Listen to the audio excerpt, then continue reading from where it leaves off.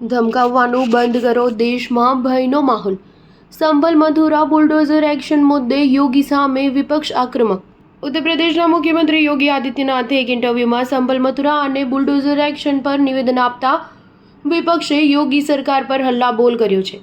સમાજવાદી પાર્ટીના સાંસદ રામજી લાલ સુમને યોગી પર કોમી તણાવ પેદા કરવાનો આરોપ મૂક્યો છે. સુમને સીએમ યોગી પર આક્ષેપ કરતા સલાહ આપી છે કે મથુરા અને કાશી જેવા મુદ્દા પર કાયદાને પોતાનું કામ કરવા દો. યોગી તણાવ પેદા કરશો નહીં. તેમના આ નિવેદનથી સમાજમાં તણાવ સર્જાઈ શકે છે. સપાના સાંસદ રાજીવ રાયે યોગી પર પ્રહાર કરતા કહ્યું કે મુખ્યમંત્રી યોગી ધમકીભરી ભાષાનો ઉપયોગ કરી રહ્યા છે. તેમણે કોર્ટના આદેશની રાહ જોવી જોઈએ.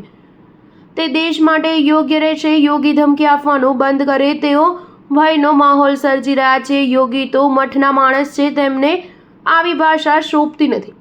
ઇન્ટરવ્યુમાં મુખ્યમંત્રી યોગીએ નિવેદન આપ્યું હતું કે ઉત્તર પ્રદેશમાં મુસ્લિમ સુરક્ષિત છે. આ નિવેદન પર સપાના પ્રવક્તા અમીક જમઈએ જણાવ્યું હતું કે મુખ્યમંત્રીનું નિવેદન વાસ્તવિકતા સાથે મેળ ખાઈ રહ્યું નથી. 2017 બાદ મુસ્લિમો પર સૌથી વધુ હુમલા થયા છે. કાયદો વ્યવસ્થા ખોરવાઈ છે.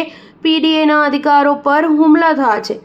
આઝમ ખાને બનાવેલી યુનિવર્સિટી પણ સુરક્ષિત નથી. મુસ્લિમોના બનાવટી એન્કાઉન્ટર થઈ રહ્યા છે. એક મીડિયા ઇન્ટરવ્યુમાં સીએમ યોગીએ મથુરા મસ્જિદ વિવાદ પર જણાવ્યું કે મથુરાની આ વાત કેમ ન કરું? શું મથુરા શ્રી કૃષ્ણની જન્મભૂમિ નથી?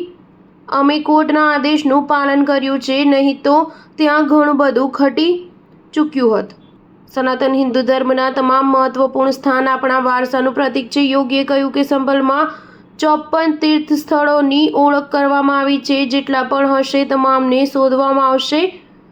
વિશ્વને કહીશું કે સંભલમાં આવીને જુઓ અહીં શું થયું હતું. સંભલ એક સત્ય છે. ઇસ્લામ કહે છે કે જો તમે હિન્દુ મંદિર કે હિન્દુ ઘરને તોડી ત્યાં કોઈ મસ્જિદ બનાવી છે તો ખુદા ઇબાદતનો સ્વીકાર કરતા નથી. બુલડોઝર એક્શન પર મુખ્યમંત્રી યોગીએ કહ્યું કે જે ન્યાય અને કાયદો પોતાના હાથમાં લે છે તેમને કાયદાનું ભાન કરાવવું જરૂરી છે.